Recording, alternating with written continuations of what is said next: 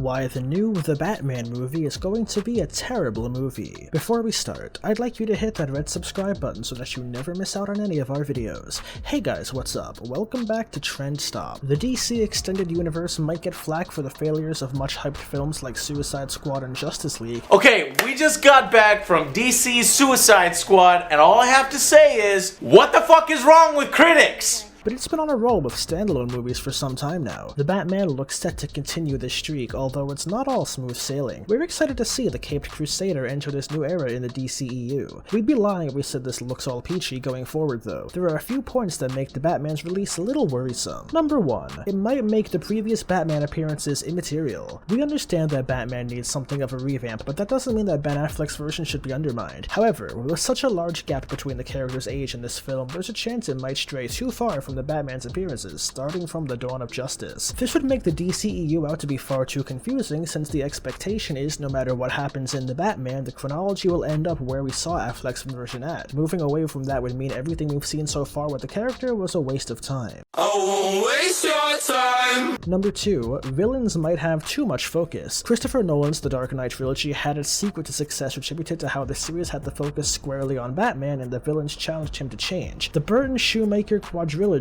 on the other hand, largely failed for having villains in the center frame. With so many villains set to be in the Batman, there's a chance that the director might choose to have the bulk of the movie be setting up the backstories of these antagonists. This could be a terrible decision though, as fans deserve to have the Batman's present-day exploits as the framing device. Number 3. A potential appearance by the Joker. There's no denying that the DCEU Joker has been more of a joke than anything else, with his appearance in Suicide Squad remaining a much maligned turn for the character. However, given that Joker is Batman's main enemy, we won't be surprised if he does make an appearance. In no way does this excite us though, as this would not only steal the focus but be too much of a change of pace. The DCEU Joker is simply too flamboyant to fit in this film, and any appearance on his part would make the film out to be a muddled venture. Number 4. Chance of wasting time on flashbacks. Sure, we do want the Batman to dominate the scenes in the movie, but that doesn't mean that we want another trip down memory lane where we see Thomas and Martha Wayne's influence. This has been prevalent in every live-action series, making it something that no longer excites us. However, there is a big chance that the film does indulge in these flashback sequences, since Bruce Wayne's backstory is an area that directors tend to use as an easy way to gain sympathy for the character. We're hoping that that's not the case here, as constant flashbacks usually confuse rather than entertain. Number 5. Chance of a long gap between sequels. This is something that doesn't have to do within the film, but the overall DCEU experience. So far, fans have had long waits between sequels, such as the 3-year gap for Wonder Woman and the 4-year gap between Suicide Squad and Birds of Prey. Ultimately, the Batman might not have a large impact if we have to wait half a decade for a sequel, seeing as this is supposed to be a younger Batman. Having him disappear for years will take away from his youthful appeal. The film could have a jump in story by the end to make up for the potential gap in real-time sequels, but we'll have to nervously wait to see just how long it will be. Number 6. Robert Pattinson. When first announced, Robert Pattinson was evidently not the first choice for a very vocal internet fandom. However, since June of 2019, the idea and confirmation that the Twilight Star will don the cape for the foreseeable future has been settled. Pattinson is a solid performer and has a proven track record with the likes of The Lighthouse and The Rover that shows us that he is more than just a one-trick pony. There was a time when the idea that Mr. Mom actor Michael Keaton being cast to play the Batman was scoffed at by most, but he has since proven to be the defining incarnation of the cinematic Dark Knight, so who's to say that Pattinson won't surprise us all? This brings us to the end of our video. I hope you enjoyed it. Hit like if you did, and don't forget to subscribe to our channel so that you don't miss out on any of our videos in the future. Also, watch the 2 videos that are currently on your screen, because I'm sure you'll love them. With that, I'll see you in the next video.